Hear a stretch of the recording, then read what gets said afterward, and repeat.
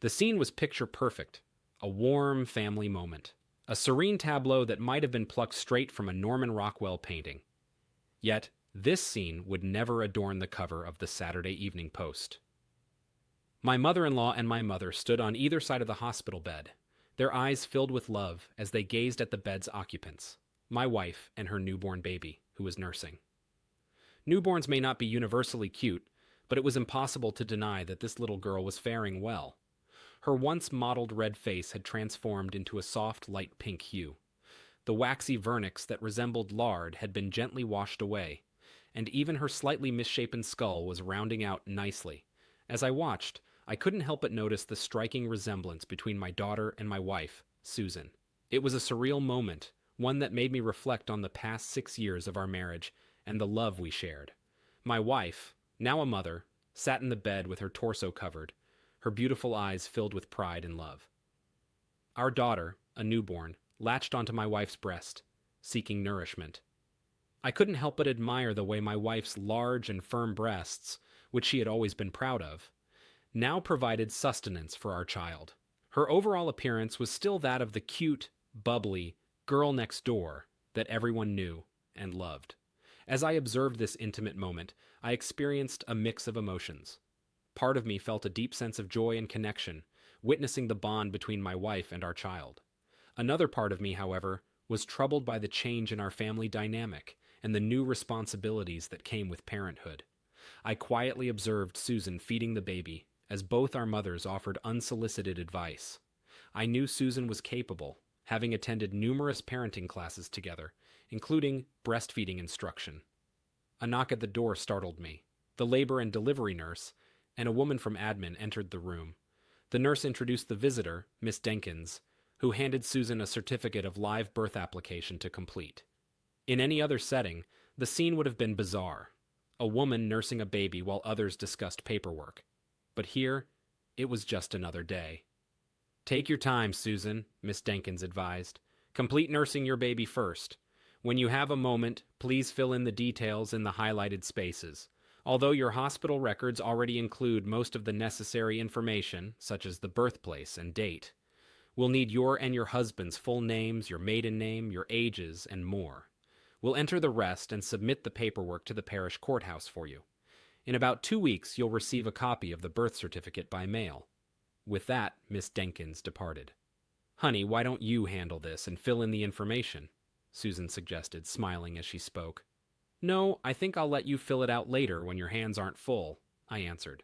"Besides, I think we should wait until the DNA tests come back to know if I am the father or not." The room fell silent, as if time itself had paused. For those who were unfamiliar with the concept, a record was a vinyl disc with grooves that held sound. A needle would trace the grooves, creating the music. But that was irrelevant now. All eyes were on the couple, waiting for their next move. The room was filled with an unexpected silence. 4 women, their eyes wide with disbelief, stared at me.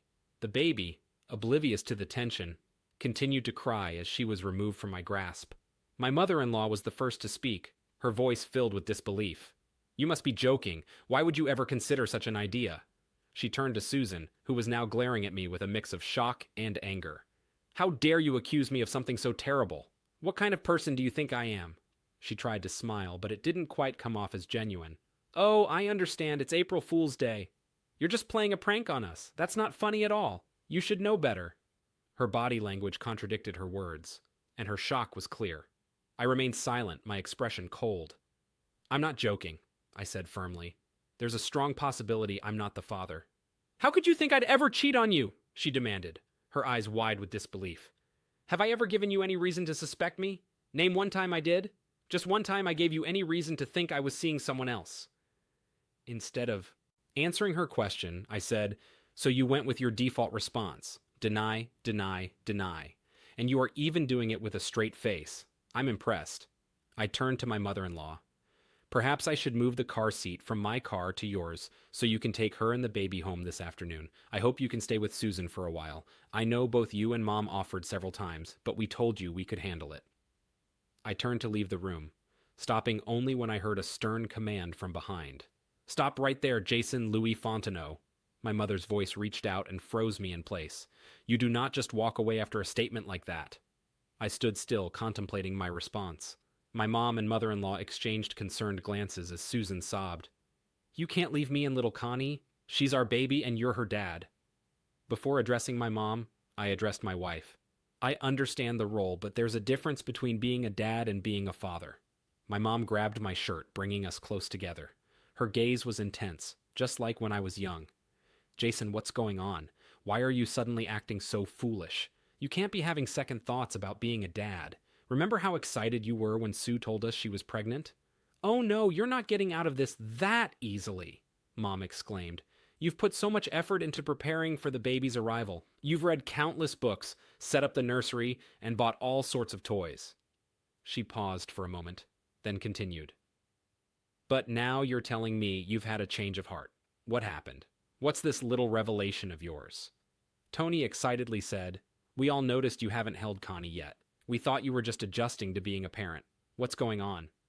With determination, I replied, I'll be the best dad if she's mine, but last week, I found out I might not be her father. I won't connect with a baby I won't help raise. Surprised, my mother and Tony responded, What? I'll support the baby if it's mine, but Clive Adams needs to take responsibility for his own child, I declared loudly. Susan gasped. Clive and I never did anything. We never had sex. How can you say that?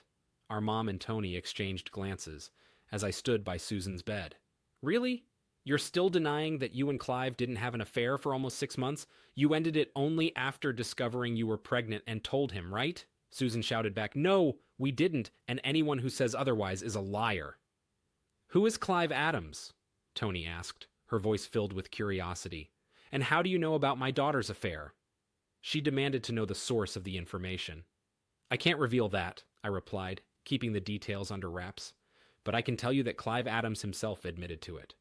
Susan's eyes widened in shock. Clive would never do that. He promised. Tony's gaze shifted between her daughter and me. She wanted the truth. What do you know about this situation? I hesitated before responding to my wife. Clive confessed everything under pressure. He was in immense pain, and that's when he revealed the truth about your daughter. Rubbish. Clive was fine yesterday when he called to check on me and the baby, Susan exclaimed, her voice filling the room. She was on edge, having just given birth and may not have realized what she said. But her words couldn't be ignored. Tony's face fell, and I glanced at my own mother, who stood with her mouth open in surprise. So you're still in touch with your old boyfriend, I remarked. Did he give you any more guidance or support about keeping me in the dark, about his potential role as the father? Susan broke down, sobbing loudly. Her wails were so intense that 2 nurses rushed into the room. We were so cautious, she cried. You couldn't have known. Nobody knew. She's a bit surprised, I mentioned to the first nurse. She gave me a defensive look, protecting her patient. I must have sounded strange to her. We were talking about potential fathers for her to list on the birth certificate application. The nurse looked at me still. Apparently, I'm supposed to write my name in the space. I want to wait and see if I'm the father or it's the man she had an affair with when she became pregnant. The light from the hallway illuminated the nurse's face as she sensed Susan's distress. She gently guided Susan to take deep breaths, reminiscent of her labor. Miss Fontenot, let's stay calm. We'll find a natural solution first, she advised. Meanwhile, the 2 mothers approached, whispering urgently. Explain what's happening, Mom demanded in a low tone. Today, Mom's language had grown more intense, using strong words twice. Sue seems upset about something, my mother-in-law mentioned gently. We just want to understand what's going on. I sighed, knowing I had to explain. Something unexpected happened, but I'll keep it PG-13. Sue found out she's pregnant, and we're all shocked. We thought we were being careful, but it seems life had other plans. Susan nodded, her eyes filled with emotion. Yes, we were cautious, but sometimes things don't go as planned. My mother-in-law and Tony exchanged glances, still curious, but respecting Sue's privacy. Indeed, you were very subtle about it. I didn't even suspect a thing, I confessed. Clive is truly a master of persuasion. To secure his next deal, or in this instance his latest conquest, he had to demonstrate his prowess. She acknowledged with a nod. We both knew she recognized the connection, as Cheryl Watkins was a familiar face to her from their shared workplace over the last few years. Cheryl and her husband Steve were acquaintances, and we frequently encountered each other in social settings. Clive persuaded Cheryl to join him at a rented hotel room, but her concern was whether he would reveal their secret to her husband.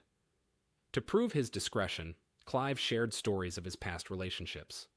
Cheryl couldn't think of anyone he might have been involved with outside of his public girlfriends, so she agreed to trust him. To prove he could keep a secret, he mentioned a few office acquaintances she recognized. There was one before her, Sandy perhaps. She ended it when her husband grew suspicious. Then there was her, for 6 months, but it ended when she discovered her pregnancy. He hoped her husband was the father, but the affair couldn't continue.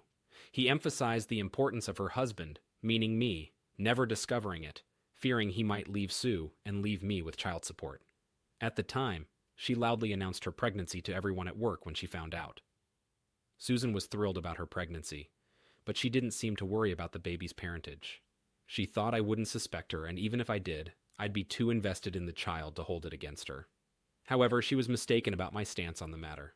Lana Richardson was about to become his next romantic interest. Her husband grew increasingly suspicious of her sudden late nights at work, so she had to be careful. Lana occasionally missed picking up their youngest child from daycare when it was her turn. With a decline in marital intimacy, Clive shifted his attention to Cheryl, and they became involved again. As a skilled salesman, he knew how to say the right things to win her over. Clive proved to be quite adept in the bedroom, ensuring his married lovers remained satisfied and willing to return to him for months. Tony and Mom turned to me and Susan asking, "Why did Cheryl reveal this information now?" "It was completely unintentional," I explained. "Cheryl tends to be vocal during intimate moments." I recalled Cheryl calling out Clive's name during a passionate encounter with her husband, Steve. He confronted her, and she admitted to the situation. I smiled as I thought back to Steve's story, shared over a few beers. Steve couldn't believe the similarity between Clive and his reputation as a ladies' man. He put the pieces together and confronted Cheryl with Larry, a cop present. He warned Cheryl to speak up or face his wrath. Fearing for her safety, Cheryl chose to talk. Steve is an upstanding man who values honesty. He confides in Jason, "Jason, I felt it was important to tell you that there's a chance you might not be the father of the baby your wife is carrying.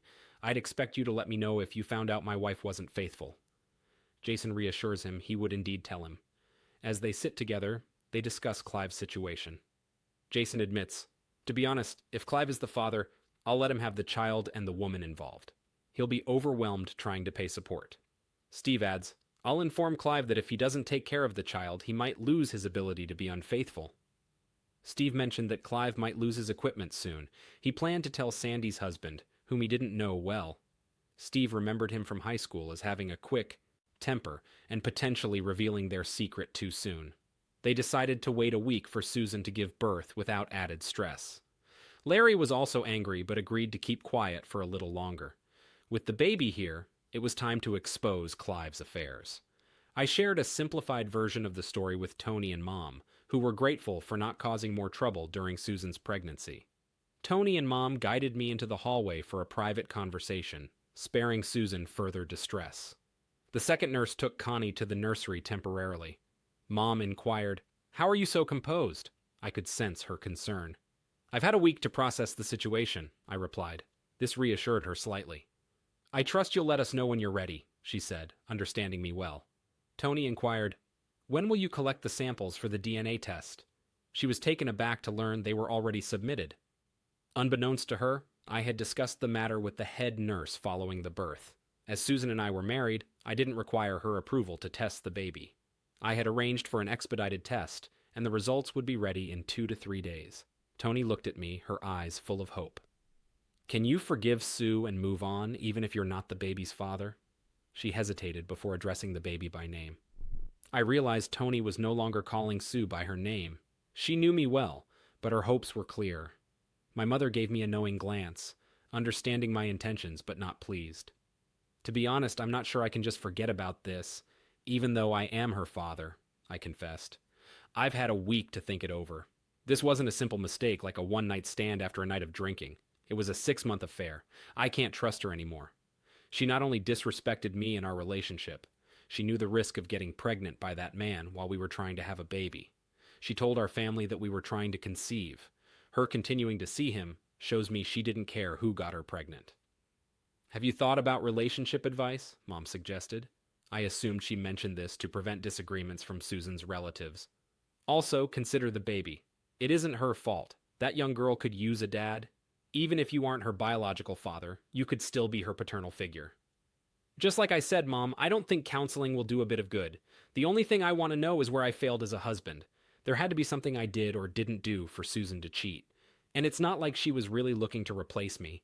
Clive has a reputation as a ladies' man. He'd never want to marry her, and I'm sure she knew that. I was trying to avoid the words that came to mind, like womanizer, jerk, rude. Neither of these women deserved to have me go off on them, but I was on edge and about to lose control. Other than a good time in bed or a little extra excitement on the side, I can't really see it. I thought we had a good thing. You can imagine how I've felt since I found out. Like you said, Mom, I'd been excited, thinking I was going to be an uncle. Then last week, I got surprised. My whole world shifted. To be honest, right now, I hope I am not the uncle. Both women looked surprised at that statement. Then I don't have to be a part-time support. To be honest, I'm not sure I can stand to deal with Susan even if the baby is mine. That alone will take some serious understanding. The nurse stepped out of the room. Mr. Fontenot, your wife requests to see you. She mentioned that she knew you were still around, or her mother wouldn't have returned yet. The nurse appeared understanding of my emotions, or at least gave that impression. She added, "If you enter the room, please remain as calm as possible. We understand you're upset, but try not to upset her too much. We'd prefer not to sedate her. She's scheduled for discharge this afternoon. Plus, extra medications could accidentally pass to the baby through breastfeeding. You know from childbirth classes how crucial colostrum and early mother's milk are for the baby's immune system." I agreed. She was addressing my concern for the child's health, whether it was mine or not. Mom gently suggested, "Go talk to her. Tony and I will head to the coffee shop. Hand me your car keys. We'll move the car seat. I'll wait here for you to finish your conversation. Oh, and when you leave, pop by the nursery to see Connie. I think she looks a lot like you. Did when you were a newborn?" "Just a thought, Mom. Or are you seeing what you wanted to see?" I questioned. She shook her head. It was clear she wasn't pleased with the situation. I knew if I were the father, she'd be there to help raise the baby, regardless of my involvement with Susan. She was just as eager to be a grandmother as I was to be a father. It seemed she couldn't accept the possibility the child wasn't her grandchild. I entered the room, and Susan immediately started crying again. "You must despise me," she wailed. "I don't hate you, but I'm angry about what you did," I whispered. I wanted to scold her, but the possibility of the baby being mine kept me there.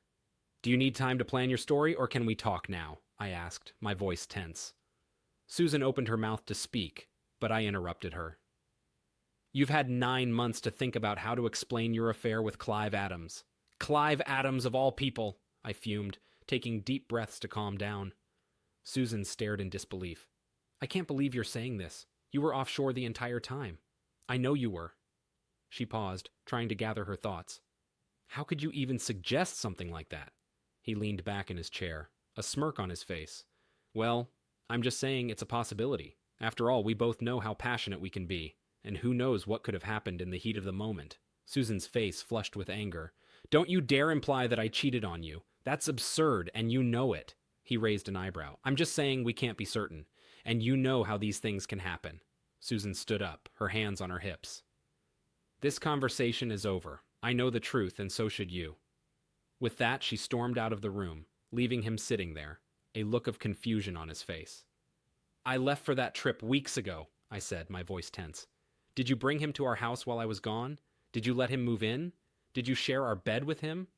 Susan's eyes widened in shock. "No, we only had him over for work barbecues, never in private. We were cautious not to raise any suspicions." "But you weren't cautious enough to avoid pregnancy. I think he didn't use condoms. You can't say one broke either," I mentioned. "Clive always takes risks or pushes boundaries as long as he comes out on top," I added. "I did get tested for STDs last week," I shared. "You should get screened too," I suggested. Susan barely whispered that it was part of her early pregnancy examinations. "I didn't know that was routine," I expressed, a bit surprised. "I told my doctor I wanted to make sure you hadn't caught anything while you were away on business," Susan admitted sheepishly. "I spent 2 to 3 weeks at a time on oil rigs and then had 2 weeks at home. Sometimes my time at home got cut short if I had to fix problems. I was paid well for my time away, so it wasn't a problem. Until now." I looked at her, my face burning. "So your doctor thinks I might have been the one cheating. Why didn't you tell the truth?" I knew it wasn't a big deal. but it still irritated me that Susan was ready to blame me for her own cheating. I have a few questions I'd really like answered. The first is, why? What made you want to make a difficult decision? The second is, why this choice? And why would you take a risk that could have consequences? Why didn't you consider a different approach and wait for the right time? I was trying really hard to not get concerned. I don't know, I was feeling lonely. You were occupied with other matters. I was drawn to the idea of connection, and Clive was there. We started discussing, and next thing I knew, we were making a choice. I knew he wasn't interested in a long-lasting bond. As the next question, I'd already started seeing Clive before we decided to try for a baby. He wasn't a fan of condoms. To minimize the risk, I would douche after our encounters. I knew it wasn't the best preventative method, but it seemed like the best option at the time. Susan looked taken aback and said, "Well, keeping your legs together in the first place would have been a better way." She seemed hurt by my previous comments. I continued, "Yes, it seems so now. So, you knew about the affair for 4 months before I got pregnant and 2 months after?" I wanted to move the conversation forward. Susan smiled. "I thought I might be pregnant, but I didn't want to stop spending time with him until I knew for sure. I told myself that if I was already pregnant, it wouldn't matter if we continued seeing each other. I heard you mention to our moms that Clive ended things with me. That's true. He didn't want to keep risking that you'd find out and be forced to support the child if it was his." I raised an eyebrow. "So you two discussed the situation together?" Susan nodded. "Of course. We both believed you'd never suspect that Connie wasn't yours, and there was a good chance she was. When you came home that first week in July, Clive and I were very careful not to see each other. While you were away, working hard to provide for our family and maintain our comfortable lifestyle, I found solace in a close friendship with Clive. Our connection went beyond friendship, and we shared intimate moments. I didn't start this relationship as a form of retaliation, but it happened. When I think about it, Clive's presence and attention might have been more fulfilling than what we had, but I can't say for certain if it was because of his actions or the circumstances we found ourselves in." She hesitated, then added, "I know you're hurt, and I'm sorry for the pain this has caused. I hope we can find a way to move forward and rebuild our relationship." She shook her head, denying something unclear. "It was just a moment of weakness. Clive and I only saw each other when you were away. We were cautious and rarely spent the night together. We made sure to maintain the appearance of being just co-workers. We never left early or did anything to suggest more than a friendly relationship. I always made it seem like I was mostly at home. I would park in his garage so no one would see me." She added, "His size and skill in bed were no different from yours.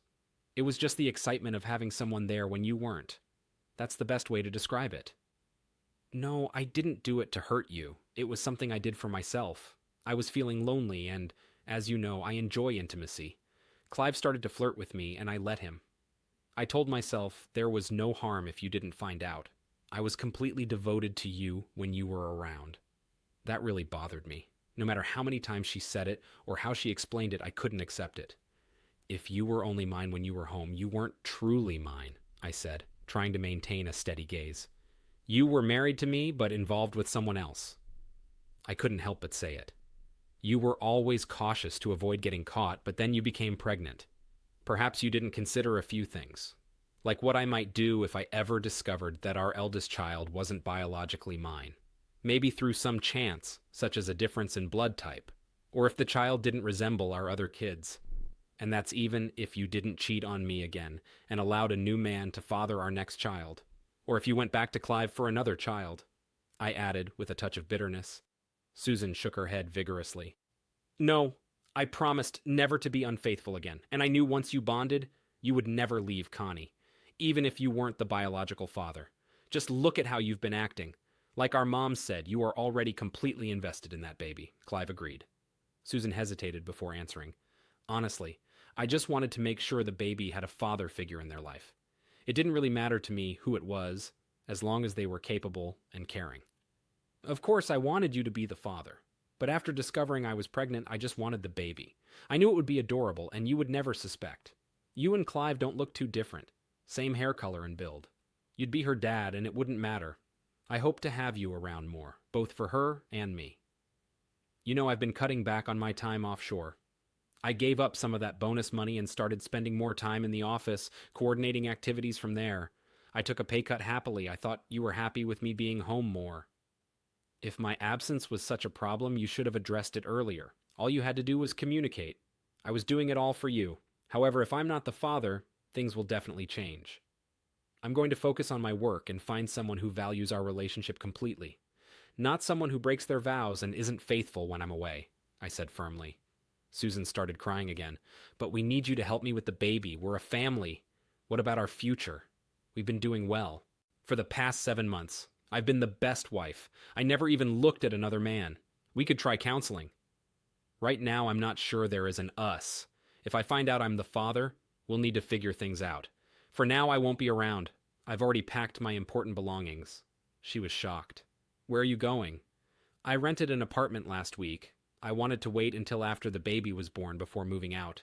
Tony will stay with you, and my mom might help too. She's hoping it's her grandbaby. I left, and Susan cried, but not uncontrollably. Tony and my mom, who had been listening at the door, approached me. Yeah, so I listened. Sue me, Tony said. Don't go too far. Maybe you two can still reconnect, especially if Connie is yours, she added hopefully. Seriously? You said you listened. Did you not catch on to a couple very pertinent facts, like she never once said she was sorry she cheated? She has no regrets. She simply said she was lonely, and how unfair that was for her. She did not even seem to be concerned I may not be the father. She just expects me to pick up the pieces and accept things. That is pure evil. Tony looked shocked at my vehemence. Her eyes filled with tears. Mom tried to calm things down. We repositioned the car seat and secured it in place, Mom said. I'll pack a bag and offer support for a while, even if you're not the father. Sue has been my daughter for the past 6 years, and I won't abandon her. I may not agree with her actions, and they frustrate me, but if she hadn't just had a baby, I'd be even more upset. Tony and I would be furious with her for being so careless. I informed them about my new apartment location when they inquired. I didn't mention that I had consulted a lawyer and secured my share of our assets after settling our credit card debts. I merely secured our investment accounts, ensuring neither of us could access them without the other's consent or a court order. I instructed the lawyer to draft documents citing adultery, even though it wouldn't be a concern in our state. Susan found herself stuck at home for a few days, but she decided to make the most of her time by managing her finances online. Safety was her top priority. She had been almost certain that her marriage was beyond repair, but a small part of her couldn't let go of the doubt. After all, they had been happily married until a week ago. That small part of her heart had just been shattered. She knew she could never trust her spouse again. On her way to her new apartment, Susan called Steve, hoping for some company. She had planned to take a few weeks off work when the baby arrived, intending to help her wife get settled, the male version of maternity leave. At that moment, she really didn't want to be alone. Steve managed to sneak out during the day and met me at the bar. He worked for his father-in-law's company, uncertain about his job future after Cheryl's confession. "Did you talk to Susan?" he asked. I responded with a nod and recounted the conversation. "I visited the same lawyer as you," Steve shared. Fortunately, Cheryl's dad insisted on a prenuptial agreement when we got married.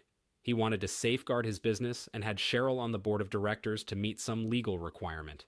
She'll keep the stock, but I'll get most of the other assets. We had discussed the matter, and Susan was set to receive half of our shared assets, a considerable sum. Both of us had worked throughout our marriage, and she had a substantial income. I hoped to create enough of a stir to avoid paying alimony. I thought Tony might assist with that. Child support was only a concern if the baby was mine. I still had my reservations. "I'm going to get stuck," I grumbled. "The courts will still find a way to make me pay, even though I didn't do anything wrong," Steve shared. "Larry and I visited Don Ducat, Sandy's husband.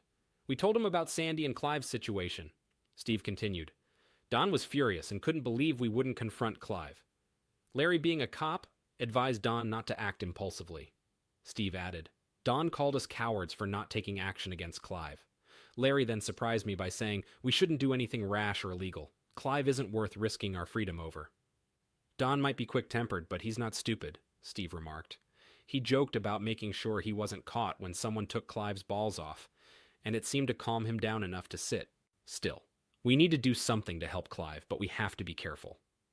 "I agree that Clive needs to be dealt with, but we must do it right," I said. "Destroying his testes isn't the solution. You know Clive has been trying to keep tabs on us, like when he called Susan under the guise of checking on her and the baby?" Steve stared at me, clearly confused. You can't let him get away with that. Even if he's neutered, he can still pay child support. He needs to face the consequences of his actions. Not just mine, but yours, and maybe Don's too. Larry might stay with Lana for now since they have kids. His decision depends on how Lana reacts when he confronts her tonight. I added, Clive will soon find out his time is running out. Once these women warn him, he might not stick around for long. But he'll be hard to find. People don't understand how difficult it is to stay hidden. It's tough to earn a good living that way, especially for someone like Clive. Do not doubt his fate. However, if we discover 4 women he wronged, there must be more. It's like searching for a needle in a haystack. If you sift through a handful of hay and find 4 needles, the entire pile must be filled with them. We need to identify other husbands who might not be pleased with his actions, I suggested. As for his punishment, regardless of the outcome, I prefer he maintains at least one unharmed and intact. Steve appeared confused, so I clarified. If he loses both options, he can still have desires but won't be able to act on them.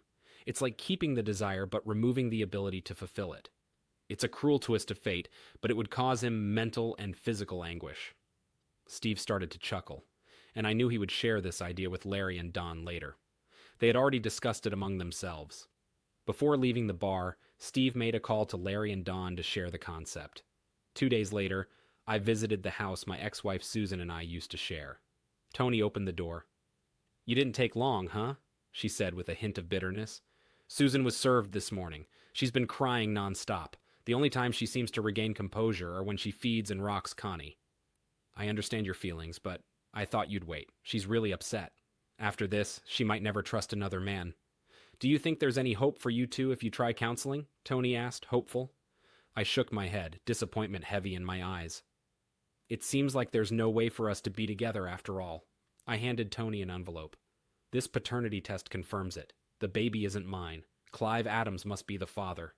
Tony's eyes filled with tears as she realized her dreams were shattered. She needed to tell her daughter the truth.